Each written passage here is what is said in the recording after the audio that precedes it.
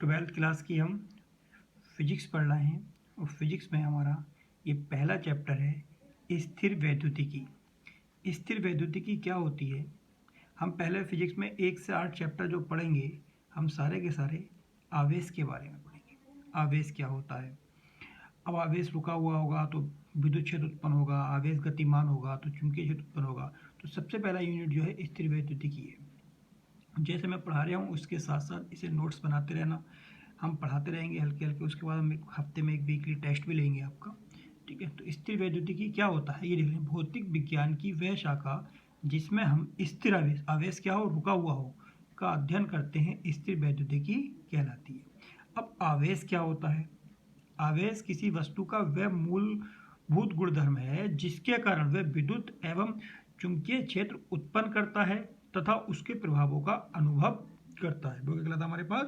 विद्युत क्षेत्र कहलाता, आवेश कहलाता है। इसके बाद अगर हमारे पास होता क्या है, जैसे हम आवेश की संकल्पना करें, आवेश की परिकल्पना, आवेश की परिकल्पना, आवेश की परिकल्पना, आवेश की परिकल्पना हम इलेक्ट्रॉन के आधार पर आवेश की परिकल्पना की जाती है। जैसे हमारे पास सोडियम है, सोडियम में इलेक्ट्रॉन जो होते हैं सोडियम में वो 11 होते हैं और प्रोटॉन भी कितने होते हैं? 11 होते हैं। अगर मैं इलेक्ट्रॉन का इलेक्ट्रॉनिक विन्यास करूं 2881 तो बाह्यतम कोष में 8 इलेक्ट्रॉन होने चाहिए थे। इसके बाह्यतम कोष में कितने? 1 इलेक्ट्रॉन। तो 1 इलेक्ट्रॉन क्या है इसमें? या तो क्या करें, ये 7 इलेक्ट्रॉन किसी से ले ले या 1 इलेक्ट्रॉन किसी को दे दे। तो ये 7 इलेक्ट्रॉन लेना तो इम्पॉसिबल है। क्या करेगा? ये 1 इलेक्ट्रॉन किसी को दे देगा। जब 1 इलेक्ट्रॉन दे देगा तो जब इसने क्या करा, 1 इलेक्ट्रॉन Na हो गया यहाँ पर, 1 इलेक्ट्रॉन क्या करा, किसी को 1 इलेक्ट्रॉन दे दिया। जब 1 इलेक्ट्रॉन दे दिया, इलेक्ट्रॉन देगा वही जिसके पास ज़्यादा पैसा होगा। कोई भी चीज़ जब भी देगा पैसे ज़्यादा होंगे, जब पैसे ज़्यादा होंगे तो उस पर क्या आएगा? धन आवेश, ठीक है। तो इस पर क्या आ जाएगा? धन आवेश आ जाएगा।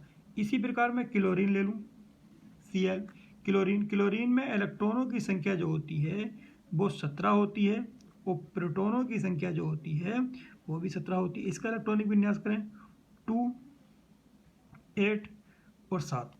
इसमें भी अंतिम कोष में 7 इलेक्ट्रॉन होना चाहिए थे। इलेक्ट्रॉन है कितने? 8 होना चाहिए थे। इलेक्ट्रॉन है कितने? 7। क्या करेगा? ये 1 इलेक्ट्रॉन ले लेगा। ये क्या करेगा? 1 इलेक्ट्रॉन ले लेगा। जब 1 इलेक्ट्रॉन लेगा यानी कि इसके पास कमी है, किसी चीज़ कमी जब भी तो ले रहा है। जब कमी है तो Cl पे जो आ जाएगा कमी के लिए माइनस का चार्ज दिखा देंगे, ठीक है। यदि किसी वस्तु में इलेक्ट्रॉन की, इससे क्या सिद्ध हुआ, यदि किसी वस्तु में इलेक्ट्रॉन की कमी होगी, जैसे इसमें हो रही है, इलेक्ट्रॉन की क्या हो रही है? इलेक्ट्रॉन की कमी होगी। जैसे इसमें कमी हो रही है इलेक्ट्रॉन की, इलेक्ट्रॉन दे रहा है, इलेक्ट्रॉन की कमी होगी तो उस वस्तु पर कमी होगी, क्या? धन आवेश आ जाएगा, धनावेशित हो जाएगी। क्या जाएगी? धनावेशित। तो वस्तु पर धन आवेश हो जाएगा, तो उस वस्तु पर धन आवेश हो जाएगा। और दूसरा पॉइंट क्या है? यदि किसी वस्तु में इलेक्ट्रॉन की वृद्धि हो तो उस पर क्या? ऋण आवेश हो जाएगा, ठीक है। तो हमने, अगर किसी वस्तु में से इलेक्ट्रॉन की कमी हो, इलेक्ट्रॉन निकले तो वो वस्तु धनावेशित हो जाएगी। अगर किसी वस्तु में इलेक्ट्रॉनों की वृद्धि हो, इलेक्ट्रॉन उसमें आएगा तो वस्तु जो हो जाएगी वो क्या हो जाएगी? ऋणावेशित हो जाएगी, ठीक। अब हमारे पास जो रहा आवेश दो प्रकार का होता है। आवेश दो प्रकार के होते हैं। आवेश दो प्रकार के होते हैं। नंबर एक होता है धनावेश और नंबर दो होता है ऋणावेश। आवेश हमारे पास दो प्रकार के होते हैं, एक धनावेश होता है और एक ऋणावेश होता है। और एक बात और नोट करने की है, यहाँ पर नोट कर लेना एक बात, अगर दोनों आवेश धनावेश ऋणावेश हो, माइनस हो और दो माइनस हो, या दोनों आवेश क्या हो, प्लस प्लस हो, तो इनके बीच जो फोर्स लगेगा वो क्या लगेगा, प्रत्याकर्षण फोर्स लगेगा। क्या लगेगा, प्रत्याकर्षण। यानी कि दोनों माइनस माइनस को तो क्या करेंगे, आवेश दोनों एक दूसरे को ढकेलेंगे। अगर एक से चार्ज होंगे, अगर समान चार्ज होंगे और एक प्लस का हो और एक माइनस को, तो इनके बीच जो बल लगेगा वो क्या लगेगा, आकर्षण। अगर दोनों आवेश, एक हमारे पास आवेश क्या है, एक हमारे पास प्लस का आवेश है और एक आवेश हमारे पास माइनस का, ये दोनों क्या करेंगे, दूसरे को ढकेलेंगे। ये इसे धक्कू ढकेलेगा और ये इसे धक्कू ढकेलेगा, और दोनों पे इस पर प्लस है और इस पर भी प्लस है आवेश, तो ये दोनों क्या करेंगे, दूसरे को अपनी ओर खींचेंगे। अगर माइनस माइनस होगा वो भी एक दूसरे को अपनी क्या करेंगे, वो भी ढकेलेंगे, और प्लस प्लस होगा वो भी क्या करेंगे, ढकेलेंगे, और ये प्लस माइनस होगा वो दोनों अपनी ओर आकर्षित करेंगे, दोनों एक दूसरे को अपनी ओर खींचेंगे। ये प्लस का है, ये माइनस का है, तो ये क्या करेंगे, ये एक दूसरे को अपनी ओर आकर्षित करेंगे, और दोनों एक से होते हैं। जैसे ये दोनों हमारे पास पेन एक से हैं, तो ये करेंगे, इनके बीच प्रत्याकर्षण लगेगा, ये दोनों एक दूसरे को ढकेलेंगे, ये दोनों क्या करेंगे, दूसरे को ढकेलेंगे। चार्ज एक सा होगा तो वो दोनों ढकेलेंगे, चार्ज अलग अलग होगा तो वो एक दूसरे को अपनी ओर आकर्षित करेंगे। ठीक है, आगे देखते हैं। आगे आवेश का मात्रक क्या होता है हमारे पास।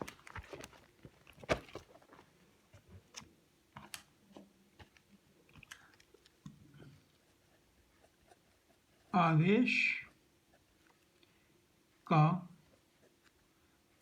के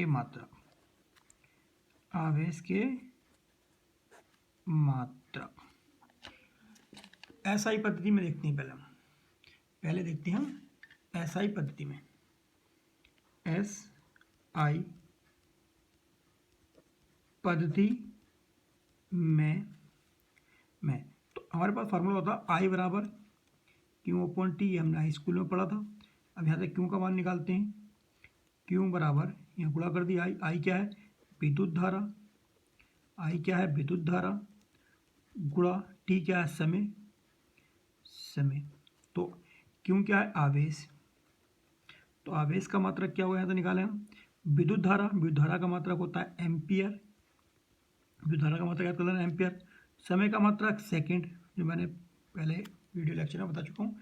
तो इसका आवेश का मात्रक हो गया एम्पियर इंटू सेकेंड, और एम्पियर इंटू सेकेंड को हम कूलाम कहते हैं।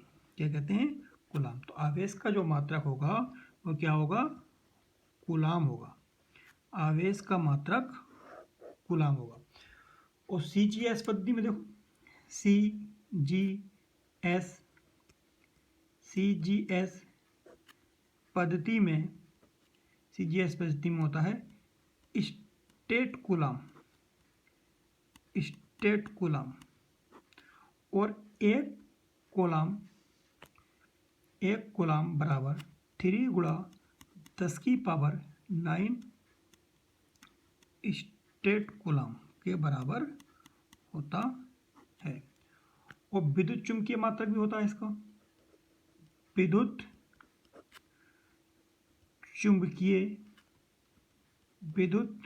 चुंबकीय मात्रक। विद्युत चुंबकीय मात्रक होता है इसका AMU, एटॉमिक मास यूनिट। तो एक कूलाम बराबर 1/10 एटॉमिक मास यूनिट के बराबर होता है। और एक फेरेड में होते हैं हमारे पास 9,06,500 कूलाम। ठीक है, सभी मात्रकों में फेरेड सबसे बड़ा मात्रक होता है कूलाम आवेश का। सभी मात्रकों में फैराड सबसे बड़ा मात्रक है। कूलाम के सबसे बड़ी मात्रकों में फैराड सबसे बड़ा मात्रक है। और देखते हैं हम 1 माइक्रो कूलाम किसके बराबर होता है? 1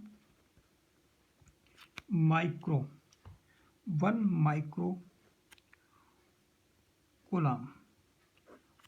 कूलाम यानी 1, ये माइक्रो का सिंबल होता है, ये कूलाम का। 1 माइक्रो कूलाम होता है 10 की पावर -6 कूलाम के बराबर।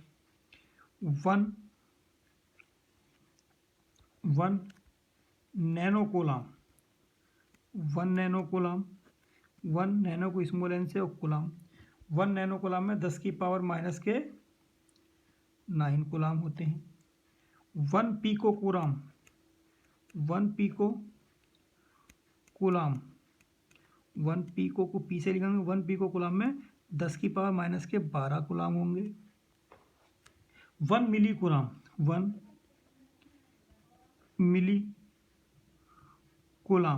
मिली कूलाम यानी कि 1 मिली कूलाम में 10 की पावर माइनस के, न्यूमेरिकल करेंगे उसमें यूज़ होगा हमारा, याद कर लेना। 1 माइक्रो कूलाम इसके माइनस के। अब इसके बाद आवेश का बीजगणितीय योग होता है, अर्थात आवेशों को उनके चिन्ह के साथ जोड़ा जाता है। आवेशों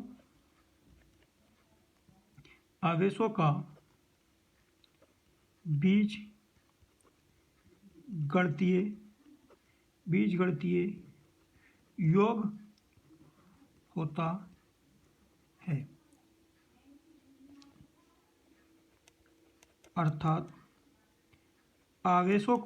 है, अर्थात आवेशों को उनके चिन्ह के साथ जोड़ा जाता है। ठीक है, बाकी जो है अगली क्लास में देखते हैं। इसे साथ साथ नोट करते रहना। इसमें ऐसा कुछ है नहीं एग्जाम में आने वाला, लेकिन फिर भी इसे अच्छे से नोट्स कर लेना, इसे तैयार कर लेना। आगे जो चैप्टर आगे जो हम पढ़ेंगे वो अच्छे से पढ़ाएंगे, और बाकी